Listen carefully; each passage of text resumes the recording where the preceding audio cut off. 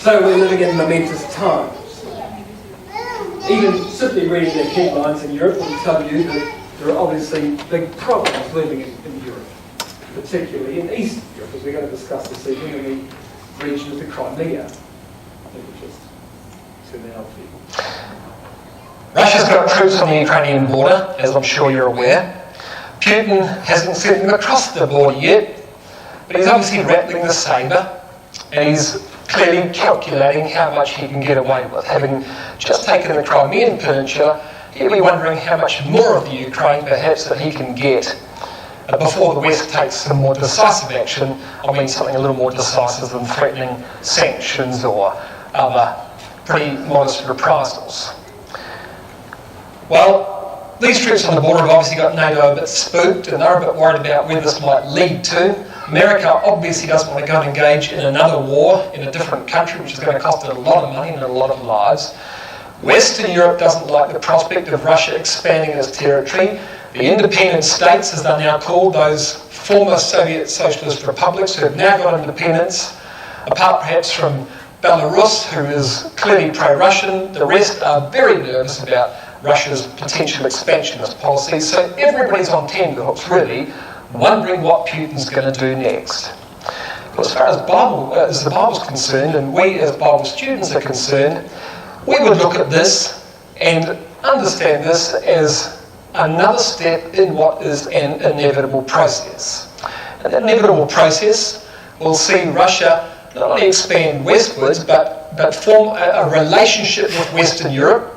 So what I'm saying is that the day is going to come when Angela Merkel, or whoever her successor might be in Germany, far from condemning what Russia's doing in her expansion, will support it and will support the general path of Russian progress. They will invade the Middle East, particularly the nation of Israel, as you just read here in Ezekiel chapter 38, and bring about World War III, which the Bible otherwise describes as the Battle of Armageddon. So that's the process. Now my task this evening to you is to prove that to you. And I'm going to do that in two ways. I'm going to look at history and I'm going to look at prophecy. And the prophecy particularly we're going to look at is Ezekiel chapter 38, which speaks of this invasion. But I'm going to look at history as well. We're going to do that deliberately. Because as Bible students, it may well satisfy us simply to read Ezekiel chapter 38. And by virtue of the fact that this chapter is part of inspired scripture, we'd look at this and say, well, if God says that there's going to be an invasion of the Middle East, then that's good enough for me. If God says it's going to happen, it's going to happen. And if he says it's going to happen in the last days, then that's our time period. I'm satisfied with that. If, however, you're not a Bible student, or perhaps haven't heard these things before, you might be a little sceptical of that. And so that's why I'm going to use history. Because, the thing about history, as we say, is history often repeats. And the reason for that is because what made historical sense once upon a time, or what might have been a strategic territory to hold once upon a time, oftentimes is still a strategic territory. So, for example, Hitler sent Rommel into North Africa because he wanted to control Palestine. Napoleon sent troops into North Africa because he wanted to control Palestine. Would it be a surprise, therefore, that a northern army like the Russians, who also are looking at the world and the Mediterranean world like previous commanders and past generations have, might also want to control Palestine? Well, history would tell you that there's clearly a certain degree of strategy in controlling that area, and it's likely to be a prize in most people's estimation. You might remember, when the British Empire was a major colonial power, they pretty much divided up the Mediterranean with the French, and they vied for control of those countries, and they tried to lock Russia out of getting control in the Mediterranean in the 19th century. Why is that? Why would they care? Well, because it's a very strategic part of the world. And of course it still is. So, we're going to essentially have a two-pronged attack at the subject. We want to talk about history, which of course concerns events in the past. We want to talk about prophecy, which concerns events in the future. And if the prophecy we read makes good historical sense, that is, if there's a historical precedent for it, if even, for example, Time magazine would look at it and say, well, that makes sense based on history, then you can read your Bible prophecy, even if you're not a Bible student, with increased confidence that what you're reading here in black and white really will happen for more reasons than just the fact that the Bible's inspired. So let's now talk about the Crimea. If you're up to date with any news whatsoever, you'll be aware that this is what's been happening in the Crimean Peninsula in the last, let's say, 3 months. So in November last year, there were there were demonstrations, pro-EU demonstrations in Kiev, which is the capital of the Ukraine. And the issue was, of course, that the Europeans were making overtures to the Ukraine to say, come on board with us and become like a Western European country. Russia made their own overtures and said, well, Ukraine, in fact, President Yanukovych, if you sign up with us, we'll give you a whole lot of money. Well, Yanukovych decided that he couldn't really afford to upset the Russians, and so he disengaged with the Europeans in the West, and he signed up with Russia. That caused an immediate uproar by all those in Kiev who were pro-Western Europe. And so he had people took to the streets. And as you can see in December, pro-European protesters occupied Independence Square and the City Hall in Kiev. So the protests were fairly serious. 88 people in February, it tells us, were killed in clashes between pro-European and pro-Russian forces and the police that obviously got involved. Yanukovych, for his part, he then had to flee to Russia. He thought he was in danger of his life. Not that Putin likes Yanukovych, but Yanukovych is pro-Russian, or was pro-Russian at the time that he had to flee. And he thought that he would have a far safer life living in Russia than he would if he went back to the Ukraine. And perhaps that's true. Well, all of a sudden then, by the end of February, we've got essentially masked gunmen turn up in the Crimean Peninsula. And they encircle military bases. Now I say masked gunmen. They had no insignia on them. It was suspected that they were Russian elite forces, but they wouldn't admit that. Well, they probably were because of what's subsequently happened. Well, one thing leads to another. Crimea has a vote. The majority Russian population, Russian ethnic, Russian-speaking population in the Crimea swing the vote. Crimea basically secedes and is gobbled up by Russia. That made the Russians very happy. The West said that's very sad. 27th of March, the UN General Assembly declares that Crimea's referendum was invalid. Well, what was the West supposed to do? If the majority of the population of the Crimea want to secede to Russia, how could the West ever get involved? So despite the criticism that might be levelled against Obama, what was he supposed to do? If he sent troops in, he'd end up fighting the locals who would shoot back at him. If Timoshenko, who's now the Prime Minister of Ukraine, tries to stop it, he embarks on a civil war. So if this province, if you like, of Ukraine wants to become Russian, frankly, there's very little we can do about that. But of course, it brought a smile to Putin's lips and made him very happy. The issue is, what was Russia's perspective on all that? And this is where our history becomes important. Because Russia looks at this and says, you know, it was inevitable that this was going to happen, because it had to. Because we've had an imbalance for so long. So here's the Washington Post of March 18. On Tuesday, that was Tuesday, March the 18th, Russian President Vladimir Putin signed an agreement that formally recognised the reunification of breakaway Ukrainian region of Crimea with Russia. To understand the reason behind such a choice, Putin said in a speech to Parliament, it is enough to know the history of Crimea and what Russia and Crimea have always meant for each other. History. That was the central point of Putin's speech. And he wasn't just creating history by agreeing to accept Crimea, he was correcting history, he says. Correcting the historical mistake from 1954 that saw Crimea end up as part of the Ukraine. Now, what is he talking about there? You know, Crimea, or the Ukraine, and the Crimea in particular, was part of the Russian Federation and had a degree of independence under Stalin up until 1945. In 1945, after the conclusion of the Second World War, Stalin basically exiled the Crimean Tatars from the Crimea, deported them, and annexed the area. And because of the injustice that was done and the various persecutions that happened under Stalin, in 1954, Khrushchev, in really what was a symbolic move, gave independence back to Crimea and gave it back to the Ukraine. Now, I say it was a symbolic move. Ukraine was part of the USSR. So he was really giving the Crimea from one part of Russia to another part of Russia. It didn't really matter. It was a symbolic move. Well, of course, in 1991, the USSR disintegrated. And all of a sudden, Crimea was on the other side of the line. And Russia looks at that, and Putin clearly looked at it and said, we've made a mistake. This is now a problem. This is the historical issue. The fall of the Soviet Union has always been a bugbear for Putin, not so much because he loved communism, but because it seemed to mark the end of Russia's time as a great power at the centre of the empire. Back in 2005, he even called it a genuine tragedy. In today's speech, the Russian president returned to his anger over the end of the Soviet era, and in particular how the situation in Crimea was handled. Millions of people went to bed in one country and awoke in different ones, he said, overnight becoming ethnic minorities in former Union republics, while the Russian nation became one of the biggest, if not the biggest, ethnic group in the world to be divided by borders. Alright? So if you think like that, what are the chances that you wouldn't want to stop your annexation of Crimea? What are the chances that you'd want to re-include all those Russian minorities back under one roof? You'd have to believe that the expansion, or at least the expansionist ideal, won't stop with the Crimea, wouldn't you?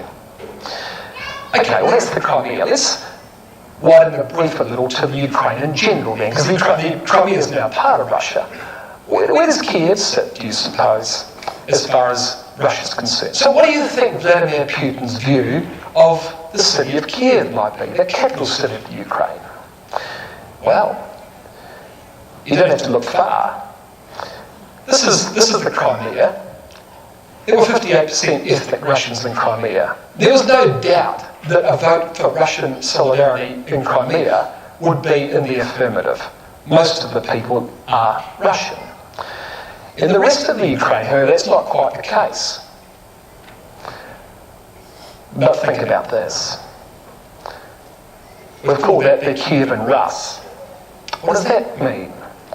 Well, in one sentence, it means that the Russians come from Kiev. Kiev is the capital of what is now the Ukraine, but it is the historical origin of the Russian people. So, what we're saying is that Russia, the Ukraine, and Belarus particularly, all trace their ancestry back to the city of Kiev. Because in about 900 AD, under Rurik the Rus, all of those areas were subsequently populated by the descendants of the Kievan Rus. So the Kievan Rus are the original, if you like, are the original Russians, and they lived in the Ukraine. They lived in Kiev. They have become the majority, or the origin of the majority of Russians today.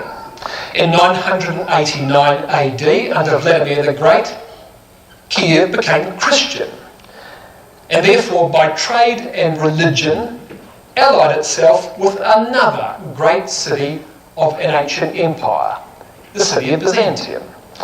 Now Byzantium is the modern day Istanbul. It was called Byzantium, before that it was called Constantinople, today it's called Istanbul. Istanbul, or Byzantium, as it was back then, was also Christian. In fact, it was the capital of Christianity in the Eastern Roman Empire. And there was an enormous relationship, you see, between Kiev and Byzantium because they were both Christian and because they traded extensively with each other. They weren't, of course, as you can see, they weren't very, very far apart. And you could sail a ship from Byzantium up the river to Kiev.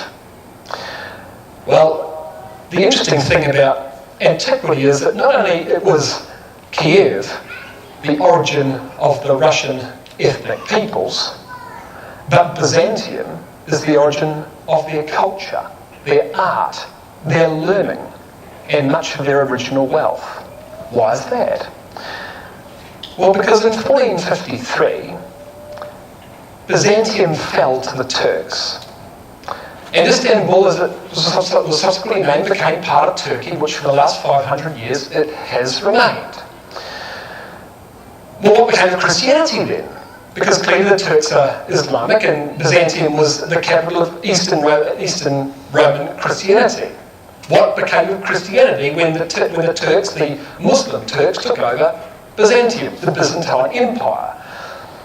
Well, the answer to that came in 1472, when Ivan the Great married Sophia Paleogenia, the niece of the last surviving Byzantine emperor. The last surviving Byzantine emperor was, surprise, surprise, a fellow called Constantine the 11th. And he died in the Turkish invasions of 1453, but his niece survived, and she eventually married Ivan the Great, who took her back up to Moscow as his wife. She brought Eastern Orthodox Christianity with her, and that became the Christian denomination, if you like, of Russia. The interesting thing is that that's not all she took with her. She took the flag, and she took the people. What you see there on the left is the coat of arms of the Russian Empire, a double-headed eagle. That's the banner of, that's not the Russian flag. The Russian flag is a red, white and blue striped flag. That's the coat of arms, if you like, of the Russian Federation. That is a duplicate of the Byzantine flag. That is the flag of the old Byzantine Empire. So when Sophia went north with the Tsar as he became of Russia, that's what she took with her. That became so significant, you see, that look at this is a Byzantine floor mosaic, so this is the Byzantine world here, according to the Byzantines. After the fall of Constantinople, they said, we see the world's got three capitals.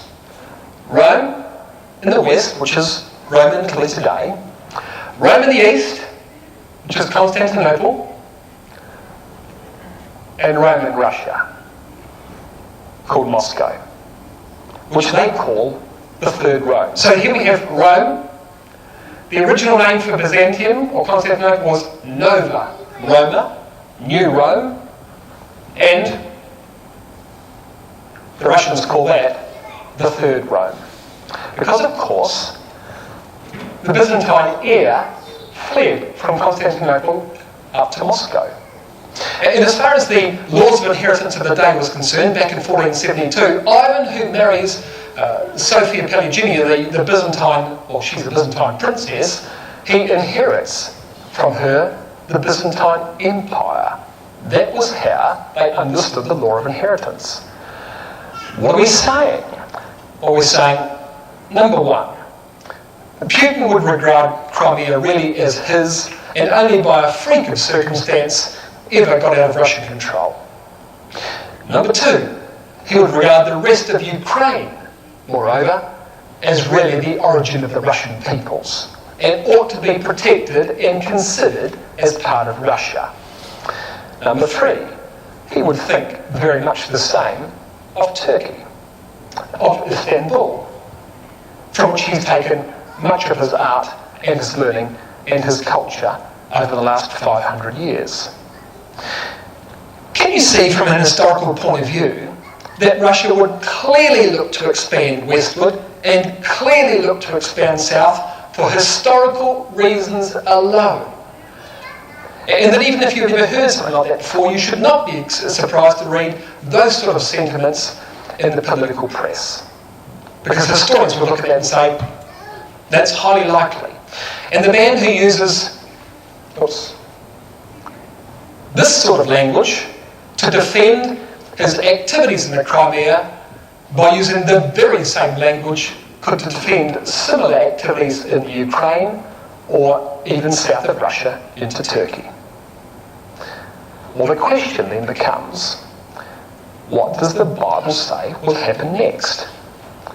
And that is the subject of Ezekiel chapter 38. So I've told you a bit of the history. Now let's talk about the prophecy. I'll just add one more detail to this jigsaw puzzle that we're now describing.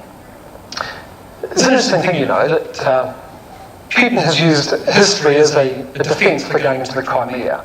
And what was the reason that he's really given for going to the Crimea? Well, he says, I've got a large Russian minority of people. In fact, in the Crimea it was a majority, but not an overwhelming majority. But I've got a number of Russians, ethnic and Russian speakers, who are becoming marginalised by the Kievan government, who want to be Western European looking. Well, I've got to act to defend my people. It's my responsibility to defend ethnic Russians. And what if ethnic Russians are marginalised in some of these countries? What's my moral obligation? I've got to send troops in. Do you know, he suggested very shortly after this that he was going to offer free citizenship to all ethnic or Russian speakers in the former Soviet Socialist republics. So if you can justify going into the Crimea on the basis of the fact that you want to defend people of Russian ethnicity, do you think you could justify going into any country to defend people of Russian citizenship? Do you think that Putin would see he's got a military obligation to protect Russian citizens, no matter where in the world they might be? And what if they happen to be all around the old satellites, the satellite countries of the old Russian Empire? Could you see him sending troops in to defend Russian citizens if he felt they were being marginalised, if erroneously he believed they were being marginalised by pro-Western governments in those countries? Of course he could. So is it likely that he would attack the Ukraine? Absolutely likely. Is it likely to happen next week? I can't say. It really all depends how Putin does his calculations and whether he fears Western reprisals enough to stop him or slow him down for now. What I can say is what the big picture is, because the Bible tells us. And what you're going to see is that the prophecy contained here in Ezekiel 38 bears a striking significance as far as the history is concerned that we've just considered. Verse 1, Ezekiel chapter 38. The word of the Lord came unto me, saying, Son of man, set thy face against Gog, the land of Magog, the chief prince of Meshech and Tubal, and prophesy against him. So here's a Bible prophecy written by the prophet Ezekiel in about 500 BC. And he's speaking against a man called Gog in verse 2, who is from the land of Magog, it says here, the chief prince of Meshech and Tubal. Now, what are these places and where are they? Well, let's go back here. These places that you're reading about in verse 2 and verse 3, verse 5, 6, verse 13, these are the names of ancient tribes of people that descended from Noah once the flood was finished and Noah got off the ark. And you read about them, you see, in Genesis chapter 10. And in verses 2 and 3 of Genesis chapter 10, you read that these are the generations of the sons of Noah, Shem, Ham, Japheth. And unto them were sons born after the flood, the sons of Japheth, Gomer and Magog. When you read Gomer in verse 6, you read Magog in verse 2. Madai, Javan, Tubal and Meshech. You read Meshech and Tubal in verse 2. And Taurus. And the sons of Gomer, Ashkenaz, Riphath and Togarmah. You read Togarmah in verse 6. So in fact there's no mystery really about who these strange names are in these verses, these early verses of Ezekiel chapter 38. They are simply ancient clans which descended from Noah and Noah's sons. The question is, who are they today? Who are these people today? What's become of them? Alright, before I tell you that, I've just got to tell you one other thing. In verse 2, so we're reading authorised versions. If you have a modern translation of the Bible, you'll see a notable difference in the text of verse 2. And it's around this little phrase here, the chief prince of Meshech and Tubal. And the point is that it's actually not well translated in the authorised version. And the reason for that is, well, as I'll show you, well, actually I'll show you now. Instead of reading the chief prince of Meshech and Tubal, as modern translations such as the revised versions say, it should be the land of Magog, the prince of Rosh, Meshech and Tubal. So instead of saying chief prince, it should be prince of Rosh. The word Rosh means chief. And the point is that Rosh is a proper noun. Capital R, Rosh. It's a proper noun, it's not an adjective describing this prince. then the question is, well, how come the translators made such a mistake? Answer is, because Rosh doesn't appear anywhere in Genesis chapter 10.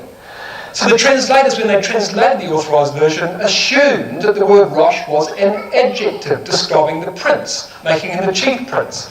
In fact, further research has uncovered the fact that no. Rosh is another group of people. They don't happen to be in Genesis chapter 10 because they came later. They weren't direct or almost direct descendants of Noah. They were a group that was formed later. Okay. So we're in fact going to identify Gog. Gog means chief, so he's the ruler of Magog, the prince of Rosh, Meshech, Tubal, and he's the subject of this prophecy. That's what we're talking about in Ezekiel chapter 38. Alright? So who is he? Rosh. Now what I've got on the screen here, this is a quotation from a Hebrew lexicon. Now a lexicon is like, well, you could think of it as like a language dictionary of the Bible. And the purpose of a lexicon is to explain the meanings, the etymology, the word meanings of, in this case, the Hebrew language, the original words behind the English translation of the Old Testament. And if we go and we look up the word Rosh in a Hebrew lexicon, well, all the words in the Hebrew lexicon are given numbers, so in fact the word number 7200, this is what we find. Rosh is a proper noun. It's not an adjective. It's a proper noun. A northern nation mentioned with Tubal and Meshech, undoubtedly the Russians. Now, stop there. Who did I say was the origin of the Russian people? What was that clan called from the Ukraine? What were they called? The Kievan Rus. That's them there. And they got created about 900 AD by Rurik the Rus. That's why they're not mentioned in Genesis chapter 10. They're a later group of people, you see. And Bible lexicons are saying there's no question about who these people are. It's the Russians. That's who they are.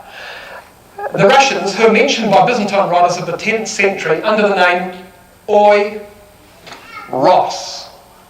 Well, that's almost the same as Kievan Rus, the Ros. Dwelling to the north of Taurus, described by Ibn Foslin, an Arabic writer of the same age as dwelling on the river Volga. This is the area of Russia, you see. So, we've got our first identification. We've got a leader of Russia being spoken about here. Meshech.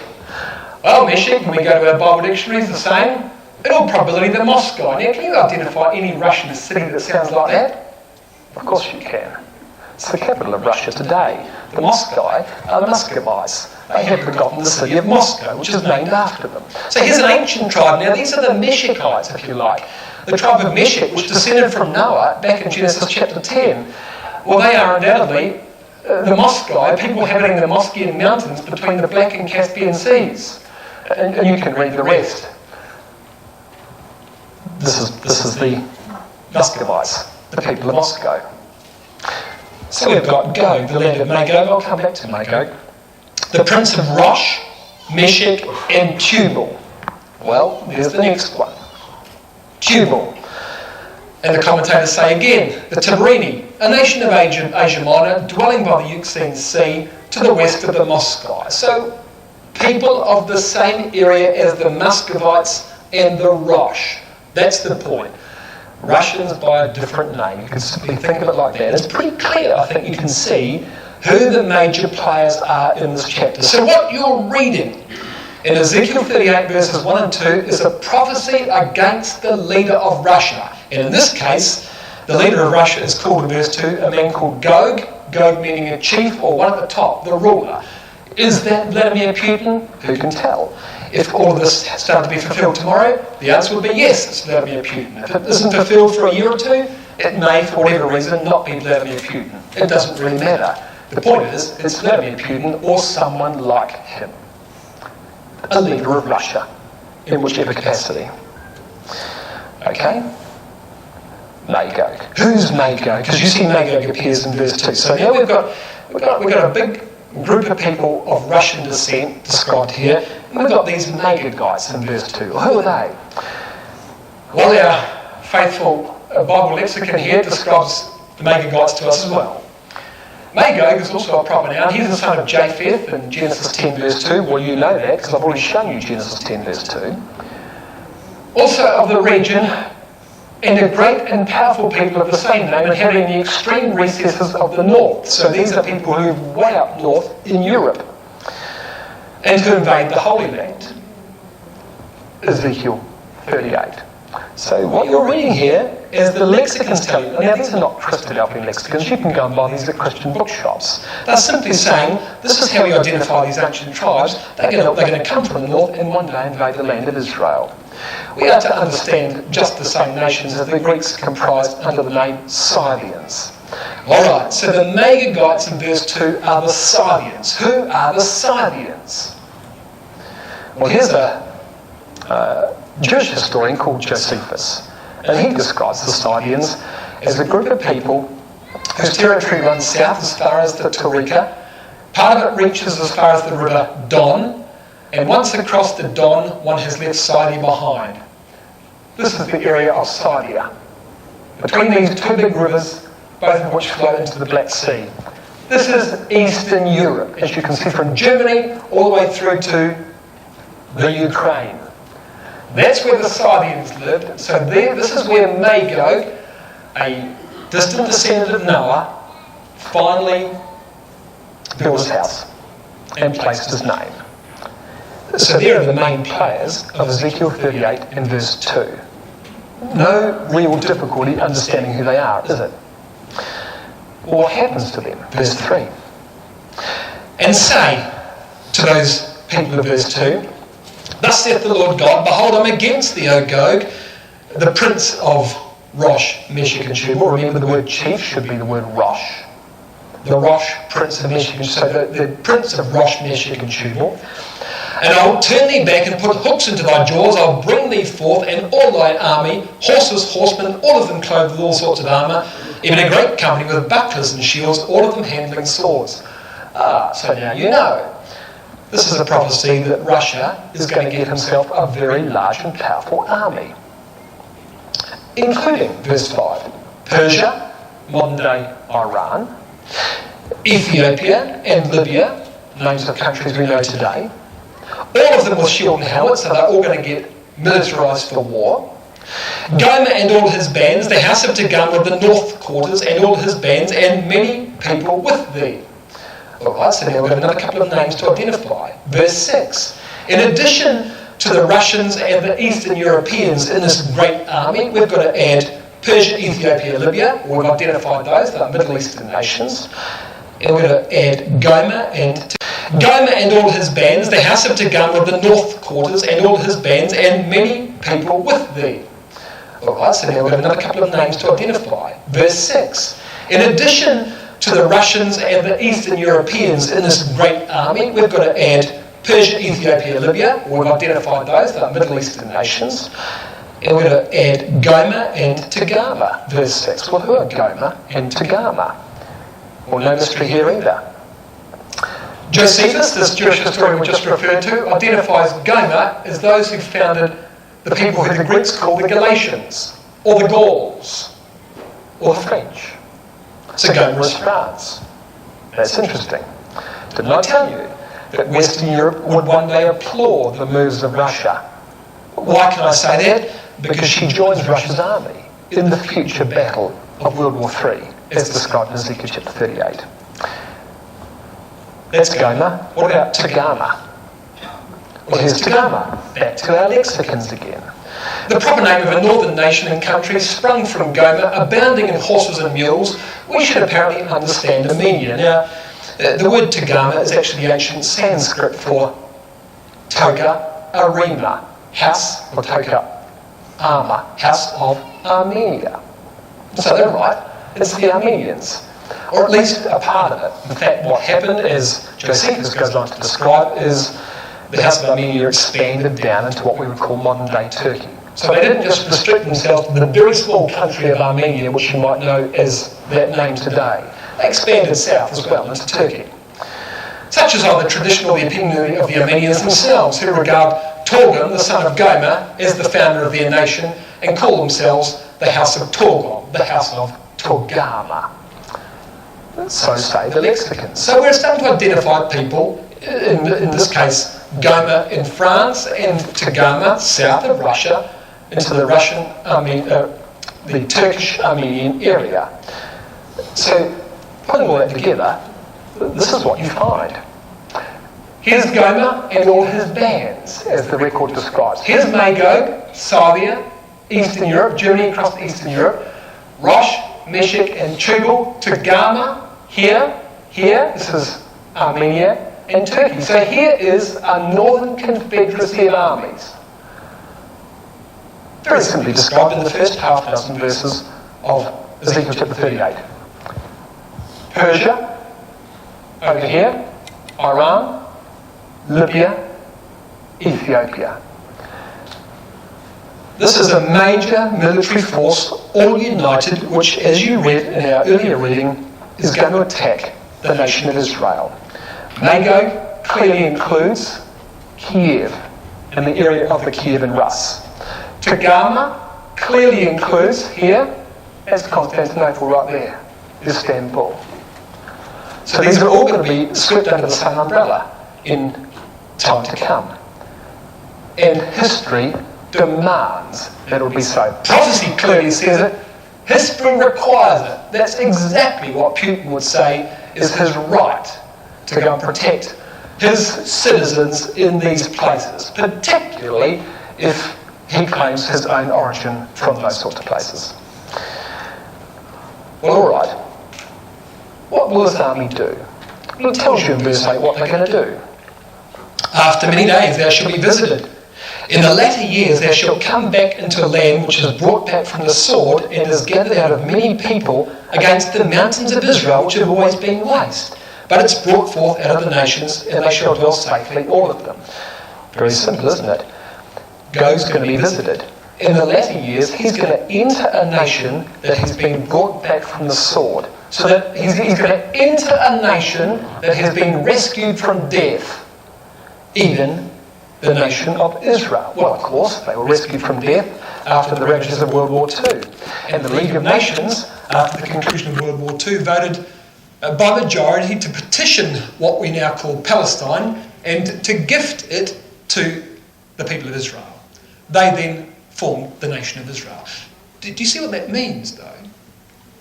That this prophecy could not have been fulfilled prior to 1948, when Israel became a nation. It couldn't have been fulfilled prior to 900 AD, when the Ross got created. So we're living in a prophecy. So my point is, this does not have an Old Testament fulfillment. This is not a prophecy that was fulfilled in Ezekiel's day, because the Rosh or the Ross did not exist back in Ezekiel's day. And similarly, even in our day, in what this time period in verse 8 here called the latter years, it couldn't be fulfilled prior to 1948 because there was no nation of Israel before 1948. So you see, we're relegated to the last times of man's rule upon the earth prior to the return of Jesus Christ to look for a fulfillment of this prophecy, because the players don't actually step onto the stage until after 1948. Do you see that? What we're looking therefore at is a Russian and European invasion of the nation of Israel in the last days. A prophecy which has not yet been fulfilled. Remarkable, isn't it? And, you know, if you're left in any doubt, look at verse 15. And thou shalt come from thy place out of the north parts. Thou and many people with thee, all of them riding upon horses, a great company and a mighty army. Thou shalt come up against my people Israel, says God, as a cloud to cover the land. So this is an overwhelming military force that descends south into Israel. It shall be in the latter days, and I'll bring thee against my land, that the heathen may know me when I shall be sanctified in the O Gog before their eyes. All right, what has it told you? He's going to come from the north parts, verse 15. Now you could look at Israel and say, well, there's a lot of places north of Israel. How do we know this is just not just a Turkish invasion of Israel? You see where it says in verse 15, he'll come out of the north parts. It's not really very well translated in the authorised version either. Modern translations translate it like this: from the uttermost parts of the north. Not just north of Israel, but far north of Israel. The Revised Standard Version: come out of your place, come from your place out of the uttermost parts of the north, you and many peoples with you. Well, there's only one place uttermost far north of Israel. In fact, remarkably, you know, from Jerusalem right here, due north, on a longitude line, due north is the city of Moscow. Almost exactly north of Jerusalem is the city. Go home and look at it on a map. You just trace the longitude line straight up, and you almost exactly land at Moscow. So due north, in the uttermost parts, is what we're talking about. There's no question that this is a Russian invasion of Israel with her pan-European allies. Israel, for her part, of course, you read about them in verse 14. They're not in the least expecting this invasion to occur. Therefore, son of man, prophesy and say unto Gog, thus saith the Lord God, in that day when my people Israel dwells safely, shalt thou not know it? The word safely here means confidently. Israel are basking in a false sense of security. They don't think there's any threat coming from anywhere. They might perhaps have got peace with all the Arab nations surrounding them, or if not peace, overwhelming military supremacy, so they feel very comfortable in the fact that there's no immediate threat. And all of a sudden this dam bursts and inundates them with soldiers from the north, which they were not expecting, and they are completely overrun. They are utterly powerless to defend themselves against this force. Well, Israel might be powerless, but you see all the red names on the screen there. They're the names we've considered so far, but they're not the only names that appear in Ezekiel chapter 38. So here's all the Russian confederates here in red. What about these names in blue? Well, you read of them in verse 13.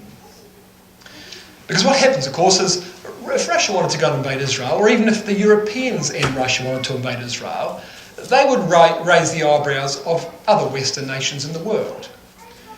And it's one thing for the Crimea to want to secede to Russia. Israel will never secede to Russia. And so if Russia in Europe tries to invade Israel, there will be opposition from people like the British, from the Commonwealth countries, people like America.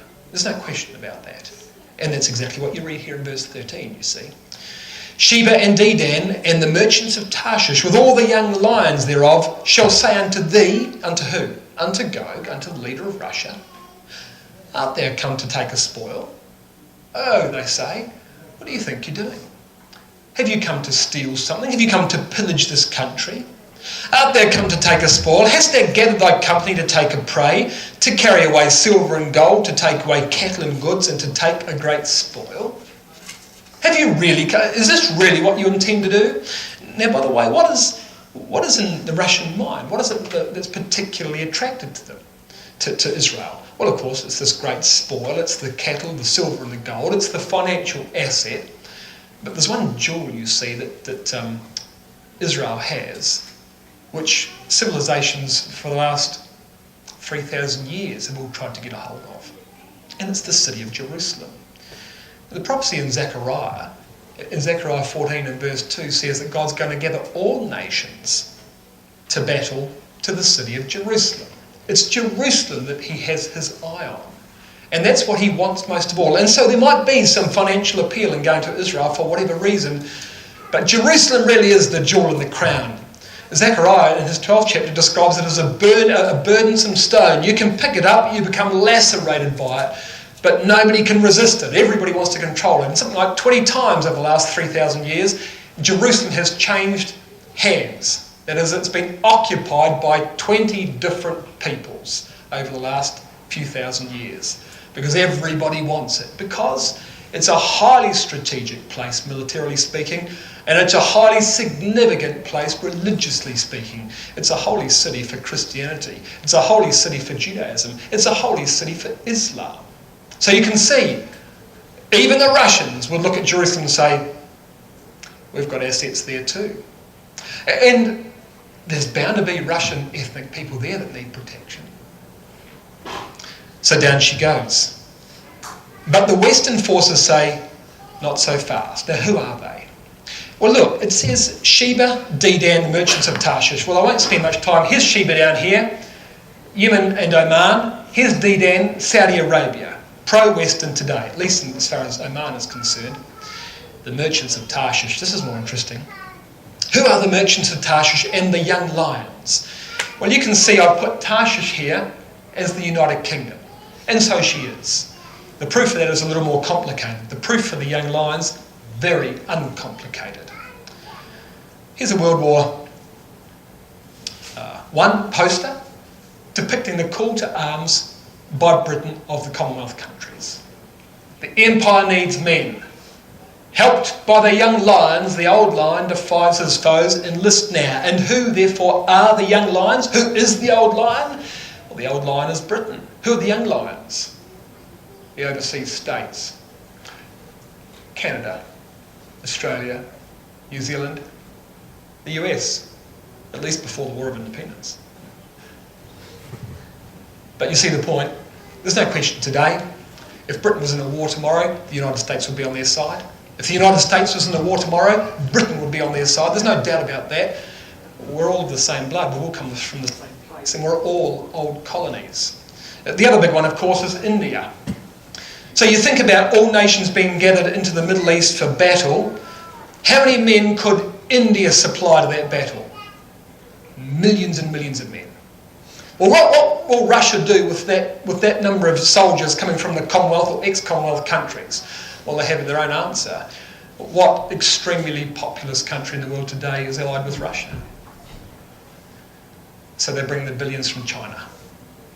So there is no shortage of soldiers to supply this war, you see. And no shortage of resolve in the mind of the Russians to prosecute this war. And so it happens, of course. Well, what's the result? We've got a massive invasion of the nation of Israel. Well, there's going to be a response. Just show you one other thing too. Once upon a time, this is how we thought about Europe. We had after the rise of the Iron Curtain, as far as European defence was concerned, we had NATO in the west and we had the Warsaw Pact in the east.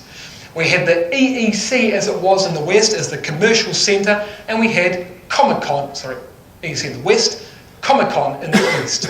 So these were how the war was divided, if you like.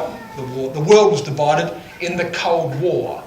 Well, things have changed because the Berlin Wall over here has come down, the Iron Curtain has fallen, and this is how the world looks like itself now. What we expect to see from what we've expected to see, by the way, for the last 2,500 years from Bible prophecy, is that Europe will align with the USSR. NATO will disintegrate in Europe.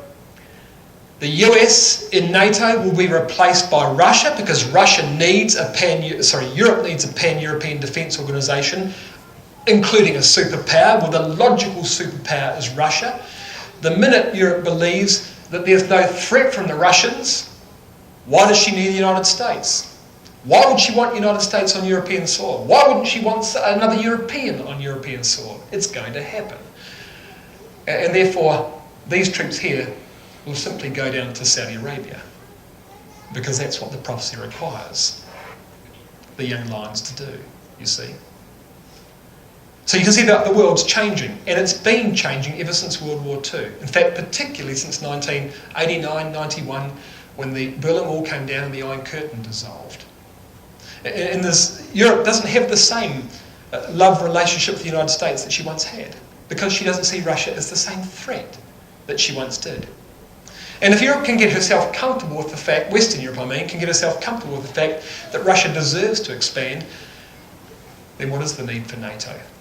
Or at least the conventional NATO. Can you see Ezekiel 38 forming very quickly and very easily, assisted by the precedent of history?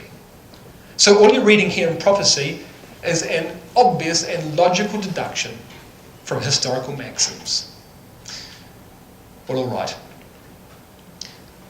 What's the result? How does it all end up? Verse 21. So we have a European invasion against Israel. We have a Western response to that. But as you'll appreciate, for Europe or even Britain to prosecute a war opposing Russian intervention in the Middle East when their supply lines are long and overseas, and the Russian supply lines are short and down through the land, is really a very uneven contest. Russia overwhelms, as other Bible prophecies tell us, such as Daniel chapter 11 and Zechariah chapter 14, and Israel is overthrown, despite the protests of the West. But it doesn't end there, because verse 21 tells us, God says, I will call for a sword against him throughout all my mountains, says the Lord God. Every man's sword shall be against his brother. I will plead with him with pestilence, with blood. I will rain upon him and upon his bands and upon many people that are with him, and overflowing rain, great hailstones, fire and brimstone. So God intervenes, and natural elements are brought to bear, and they destroy the invading army.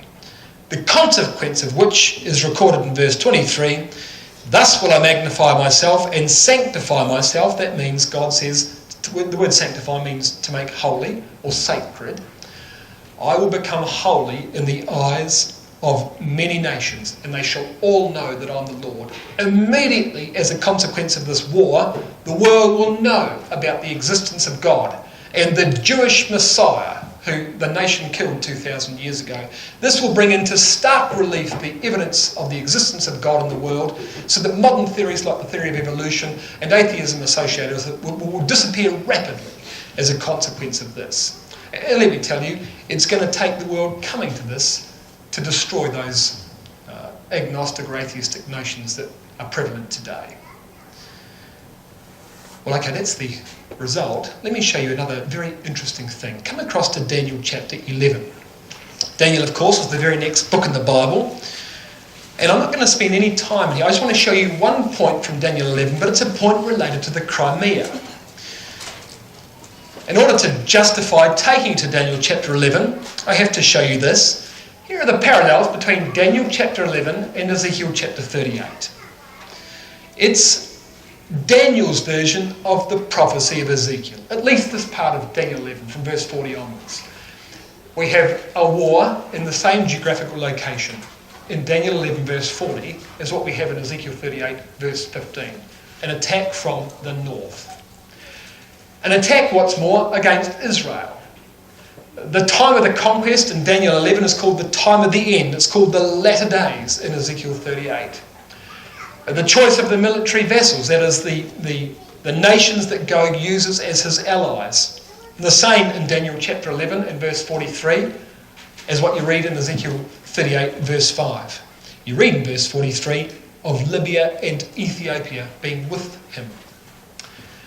The nature of the sudden interruption, all of a sudden God intervenes in Daniel 11 as he does in Ezekiel 38, and the result's the same. Gog is destroyed in Ezekiel 38, and so he is, the northern invader of Daniel 11, is equally destroyed in Daniel 11 and verse 45. Alright, but look at this. Ezekiel 38 described the method of the invasion. You had a great overflowing number of soldiers, horses and horsemen, chariots, all armed to the teeth. That's what you read in Ezekiel chapter 38.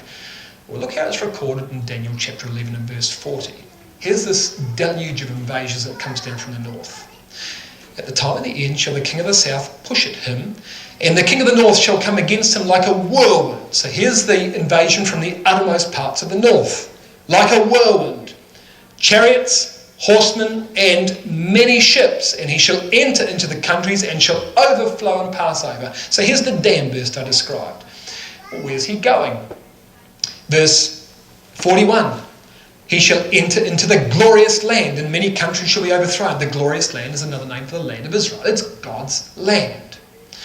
Verse 45, he will put the tabernacles of his palace, that is, he will put his headquarters in the glorious holy mountain. That's Jerusalem. But he will come to his end and none will help him. Now, Daniel chapter 11 described one other feature of this attack that wasn't present in Ezekiel 38. And in verse 40 it tells you that he comes with many ships. Alright? So Russia is going to invade Israel with many ships. Where are the ships going to come from?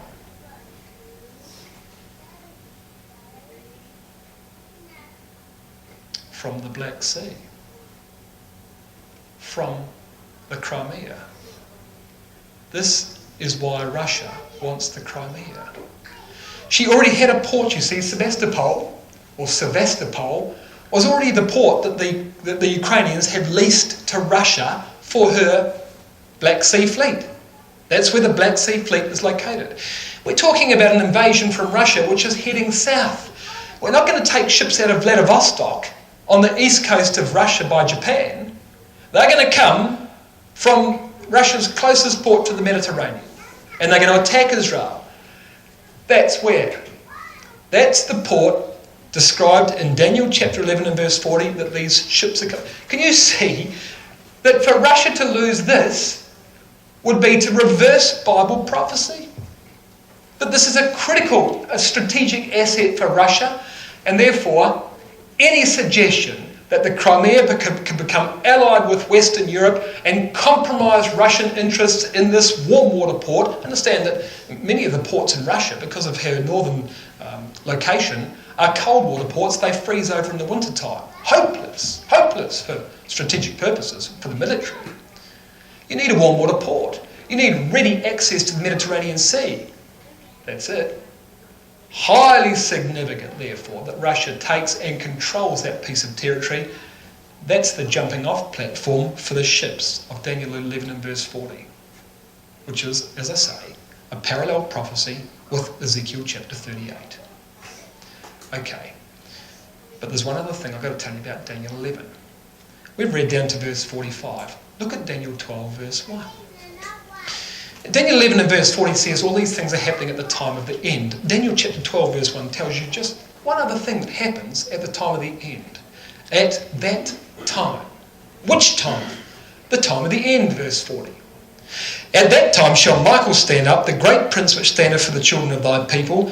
There shall be a time of trouble such as never was since there was a nation, even to that same time.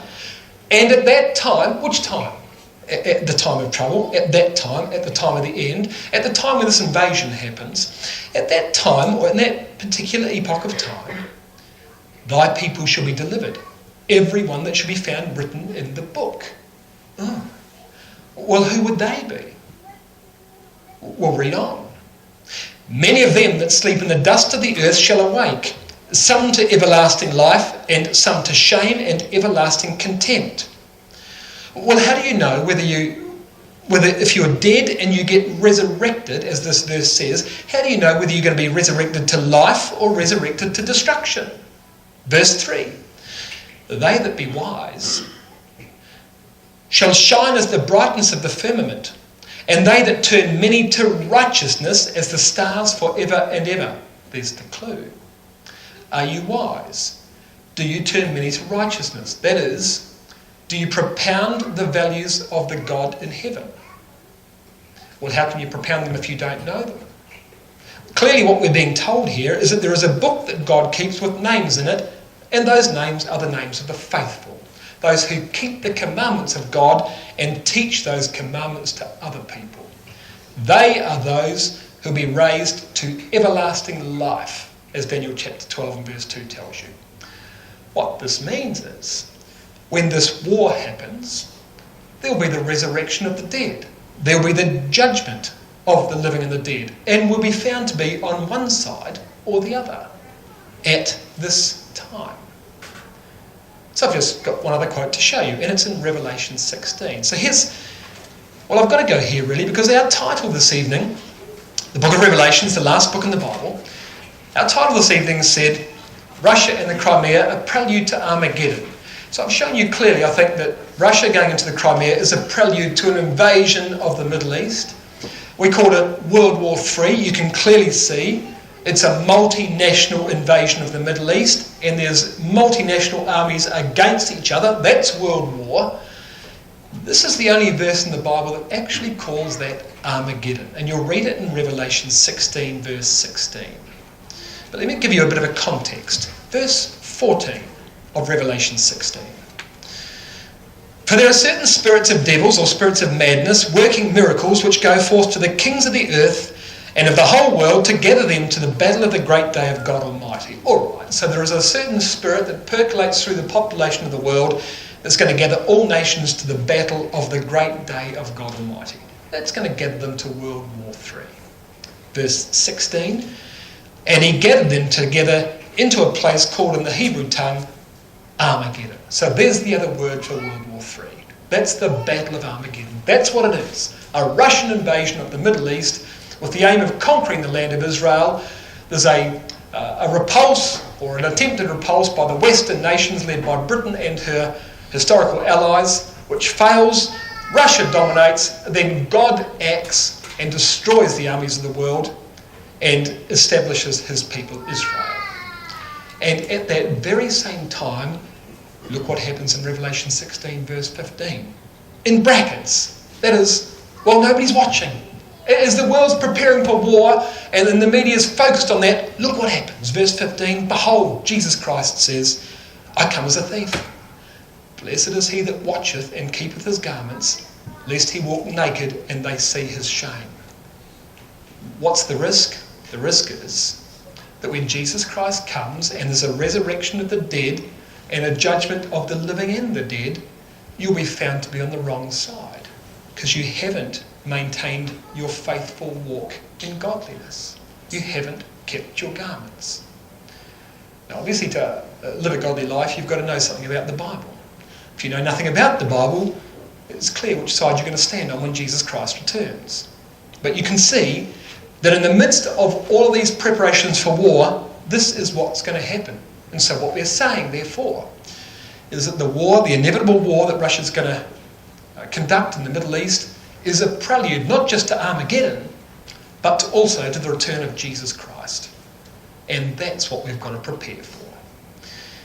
If you have been interested by these things, I think it's perhaps evident to you that we could spend a lot more time talking about this. We haven't really spoken about the resurrection. We haven't spoken about the return of Jesus Christ. We haven't spoken about the kingdom of God, all of which we could spend a long time on. But perhaps we'd whet your appetite. If you weren't aware that the regathering of the Jewish people to the nation of Israel is a sure sign of the times and a prelude also to the return of Christ, then it's time you were aware of that. If you don't know the promises made to Abraham in the book of Genesis, then you don't know the gospel, and it's time you found out. Because unless you know these sorts of things, you could never be counted among the righteous that Jesus Christ meets when he returns to the earth. So there you are. I hope that's interested you, and I hope you can see that we're living in momentous times, and that what you've just seen now happen in the Crimea is the tip of the iceberg, and it's all heading in one direction. The simple question is, what are we doing about it? And are we preparing for the even greater return?